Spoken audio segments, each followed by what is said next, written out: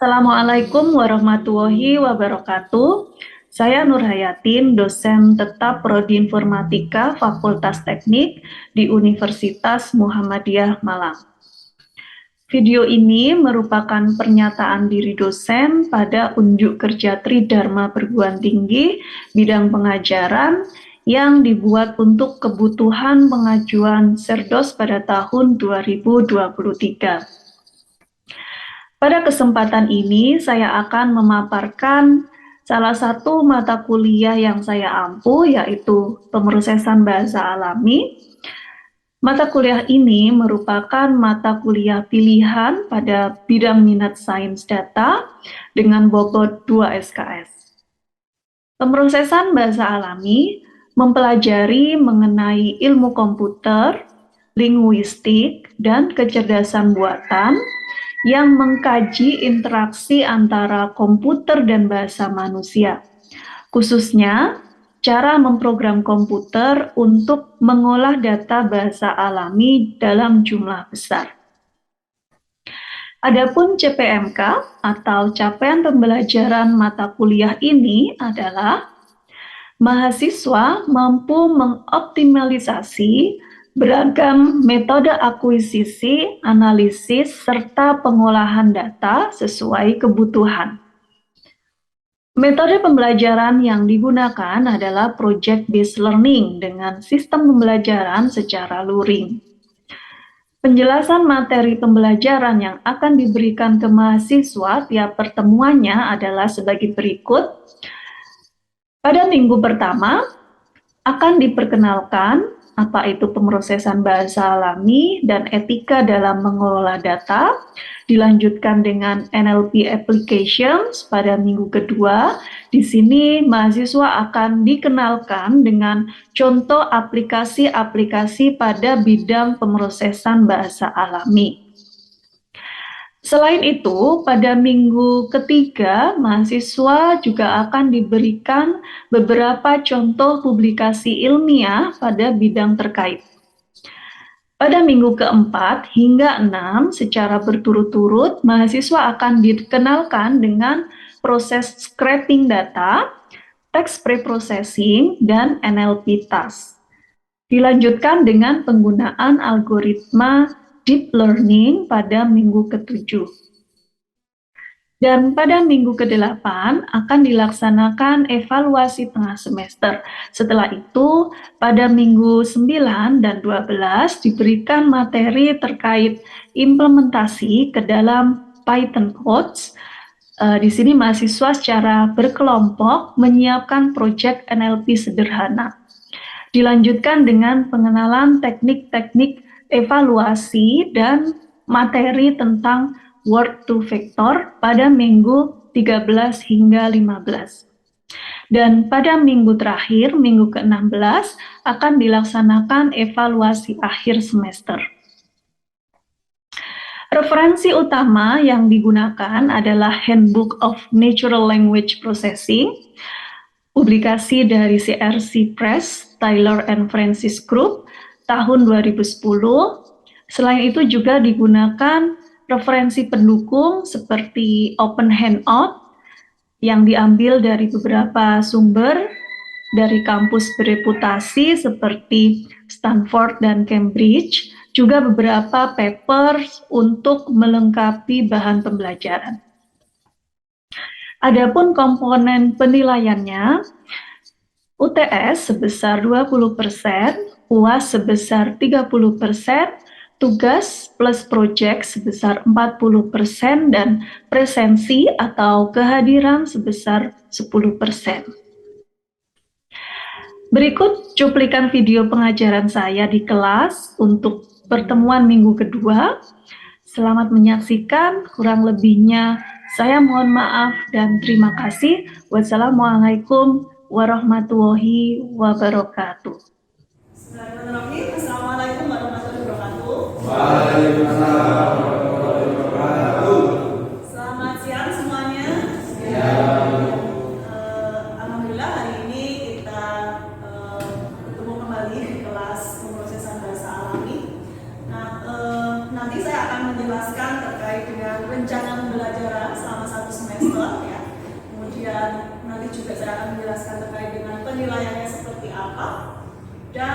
kita lanjutkan dengan materi terkait dengan pengenalan pemrosesan bahasa alami dan juga contoh aplikasi-aplikasinya. Oke, kita masuk ke materi pengenalan pemrosesan bahasa alami. Nah, di sini tertulis intro NLP. Jadi pemrosesan bahasa alami itu secara umum ya kita bisa menyebutnya sebagai natural language processing. Ya, jadi pemrosesan bahasa alami atau natural language processing. Nah, NLP ini sebenarnya masuk ke dalam ranah AI ya, atau overlap dari tiga bidang ini, yaitu ada data science, ada AI sendiri, dan ada big data. Tapi lebih banyak ke AI kalau untuk NLP itu sendiri. Ya.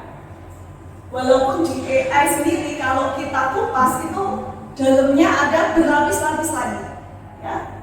Yaitu di sini bisa kita lihat ada machine learning, ada neural network, ya. Kemudian ada deep neural network atau deep learning yang sekarang sedang ya, banyak diteliti. Nah, di AI, NLP itu di bagian mana? Nah, kalau kita lihat di percabangan ini ya, percabangan ilmu ini, NLP itu ada di cabangnya AI yang sebelah sini. Nah, ini NLP. Ya, kemudian di dalam NLP sendiri kalau kita buka itu ada cabang-cabangnya lagi ya. Situ ada content extraction, ada classification, machine translation, question answering, dan text generation. Walaupun tidak terbatas di situ ya, ada banyak sekali yang lain contoh sub bidang di pemrosesan bahasa alami.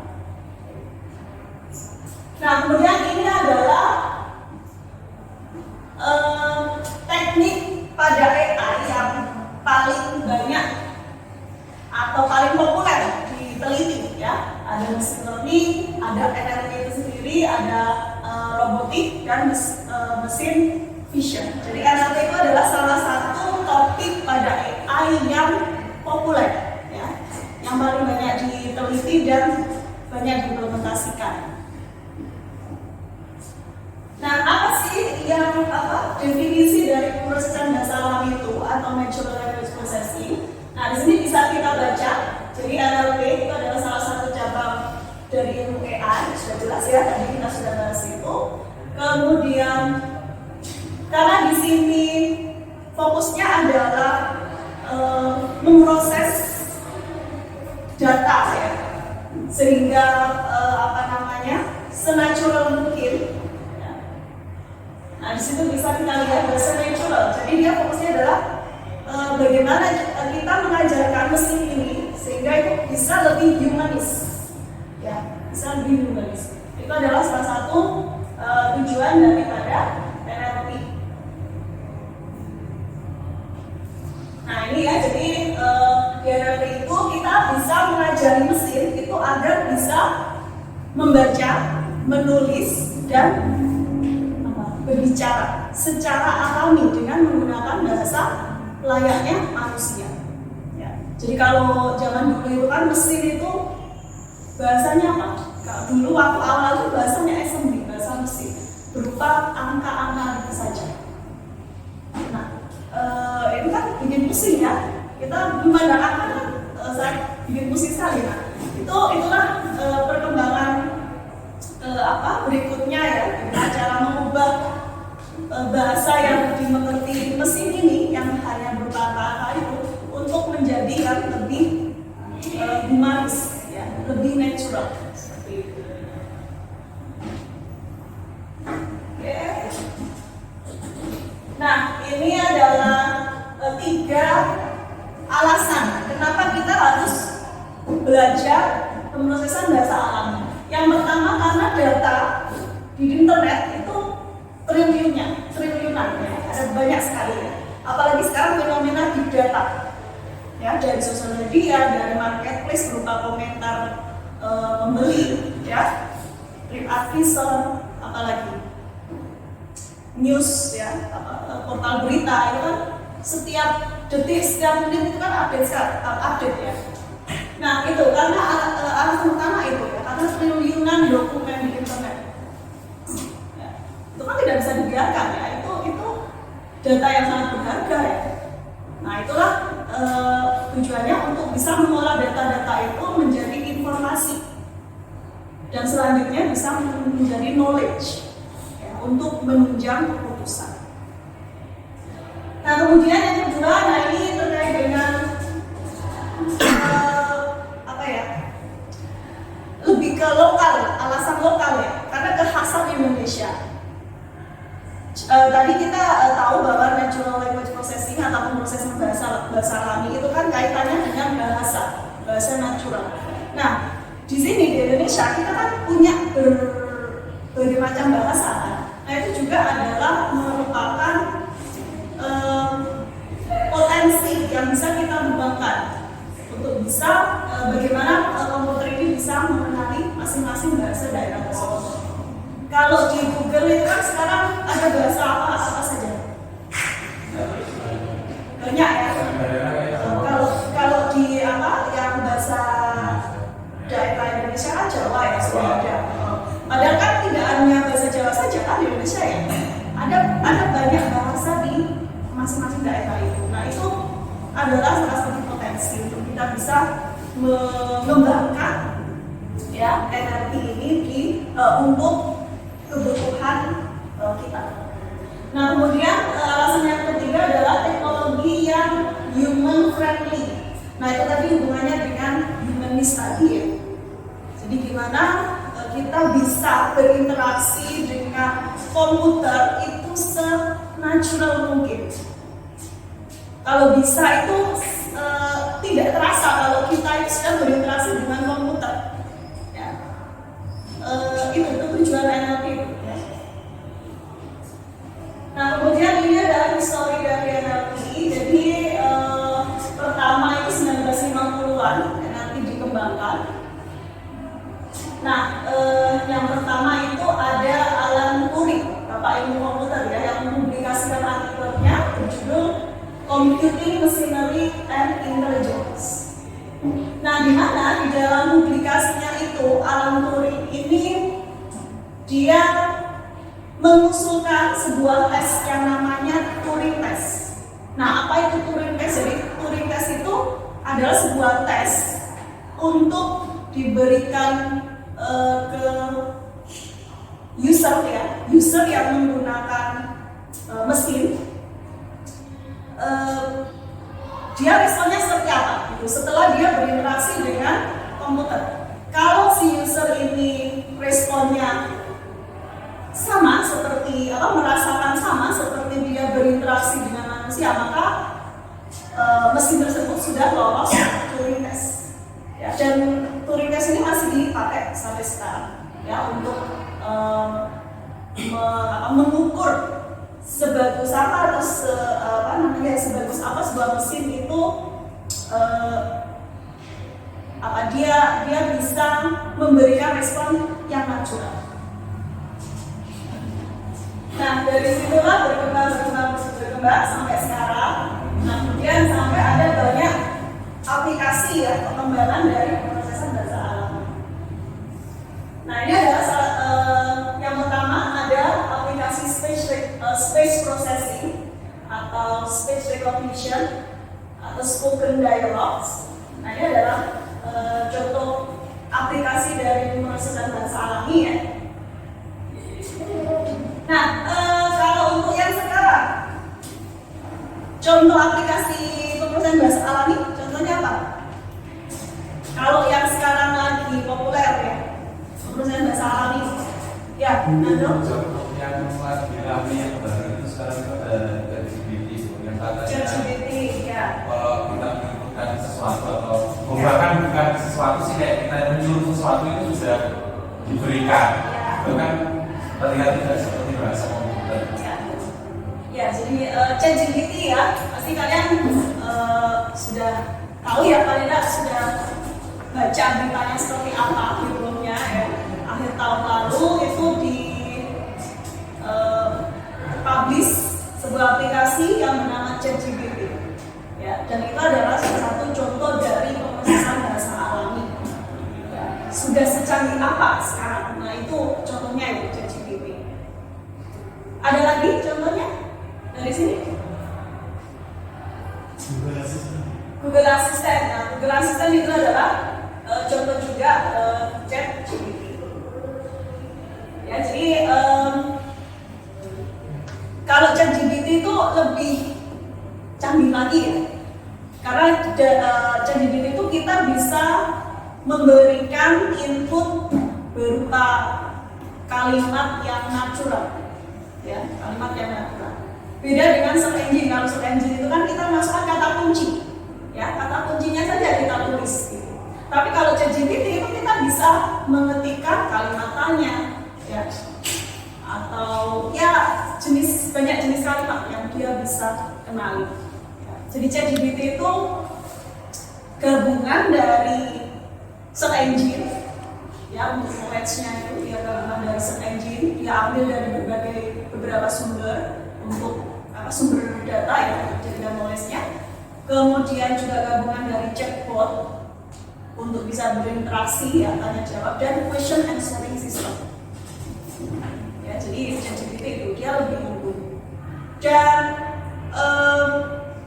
keunggulannya lagi adalah karena dia menggunakan engine GPT, ya, engine GPT. Dan itu sudah berkembang ke GPT-4 yang datanya, parameternya itu sudah 100 triliun kalau nggak salah. 100 triliun, bayangkan. Ya.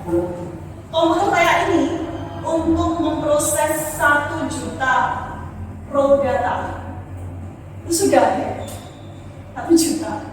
Nah ini triliun, 100 triliun. Bisa dibayangkan ya berapa resource yang dibutuhkan mahal ya, itu mahal ya. Itu sistem mahal. Jadi makanya banyak pihak itu yang kaget tuh kok di open gitu. Biasanya itu untuk kalangan sendiri saja, untuk lab, skala lab. Tapi ini di open gitu. Padahal ini penelitian mahal. Butuh resources besar untuk bangun knowledge-nya itu, karena dia datanya itu sampai triliunan. Ya sekarang kan ini ya sudah zamannya deep learning.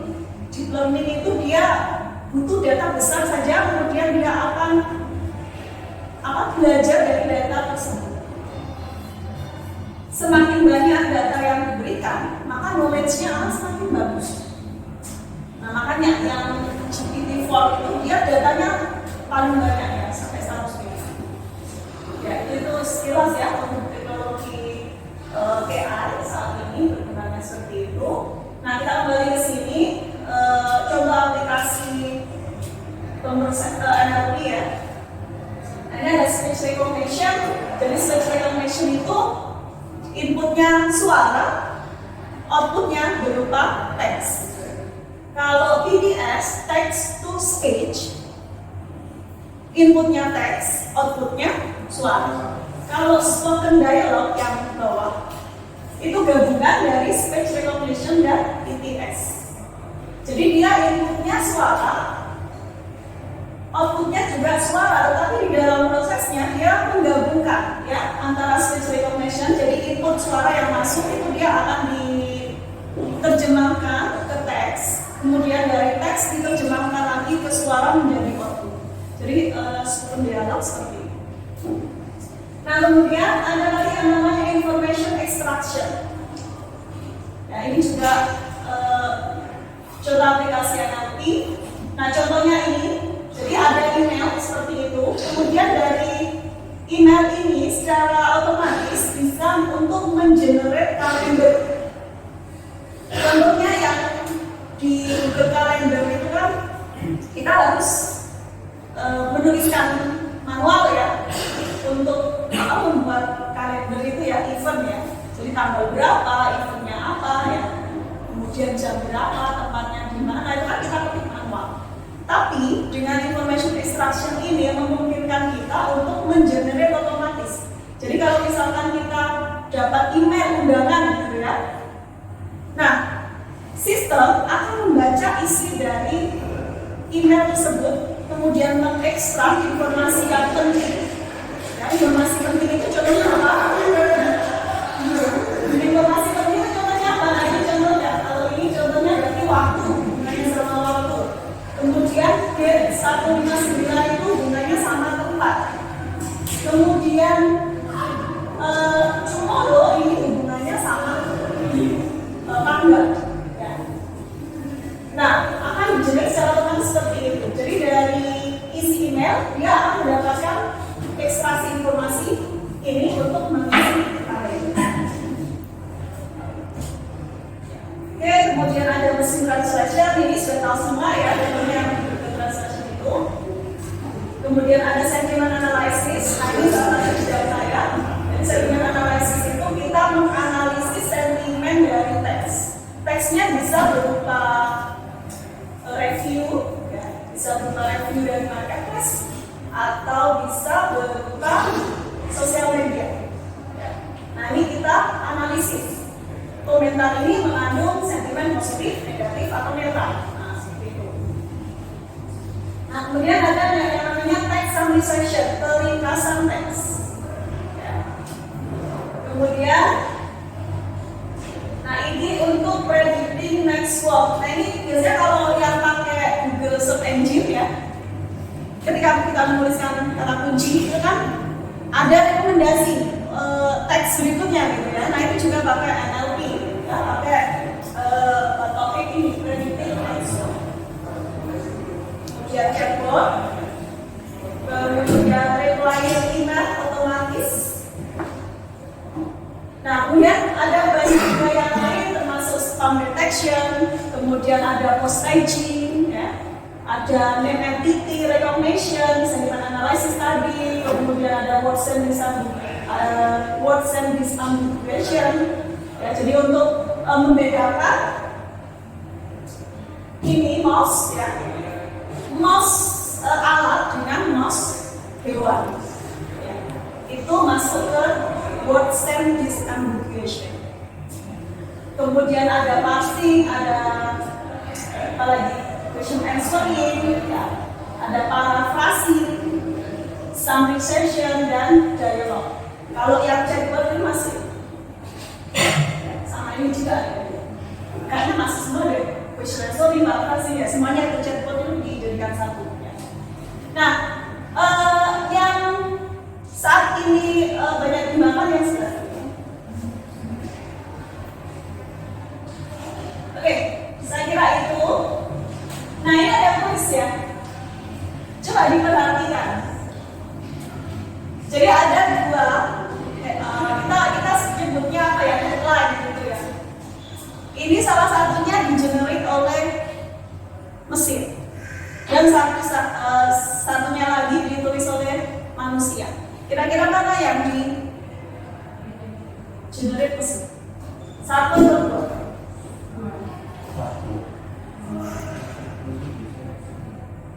Yang mana? Hampir susah ya kita bedakan ya. Ya. Jadi sebenarnya yang dua itu yang mesin. Sudah cukup bagus ya dari ini ya kalimatnya ya. Nah itu ya. Jadi dengan NLP kita bisa generate teks. Kalau bidangnya saat ini tuh LLM gitu kan. GPT itu masuk LLM, large learning model. Jadi dia generate text, ya, sama seperti ini, generate text, tapi knowledge-nya large, besar. Oke, kemudian pengembangannya lagi, NLP itu tidak hanya teks, ya, tetapi dia juga bisa tidak hanya teks dan suara, tetapi dia juga bisa berupa video, gambar, ya. Contohnya ini. Bagaimana mesin bisa memahami cerita dalam movie. Nggak kelihatan ya dari sini. Jadi ada scene gitu, scene movie, kemudian si mesin itu dia bisa memahami scene ini tentang apa. Kemudian juga memahami cerita di image. dialog image. Ini sayangnya nggak kelihatan. Jadi kalau di sini itu, nah ini ya. Jadi ini kan kelihatan dua orang pakai payung ya. Nah, si mesin itu bisa memberikan deskripsi yang sangat detail. Dua orang girl kalau di sini, dua orang wanita ada di bawah payung. Ini kan detail ya. Ada jumlahnya dua, ada gendernya wanita, ada di bawah payung. Kenapa ini? Kalau mudahnya itu kan ada payung, ada orang dua. Tapi ini sudah sangat detail sekali. Nah, itu pengembangan dari ada. Nah, ini termasuk juga ini. Jadi dia bisa mengenali tiap-tiap bagian pada gambar. Ada bola, ada gajah, ya. Termasuk di situ ada orang duduk, ya. Jadi sangat detail sekali. Dan ini adalah juga salah satu momen ya, momen dimulainya pengembangan NLP itu dengan adanya IBM Watson yang mengalahkan juara dunia. Jadi di sini tuh ada semacam kayak game gitu ya, quiz. Kalau di sini itu cerdas cermat gitu ya, tentang pengetahuan umum. Nah, si mesinnya ini dia menang, mengalahkan juara dunia.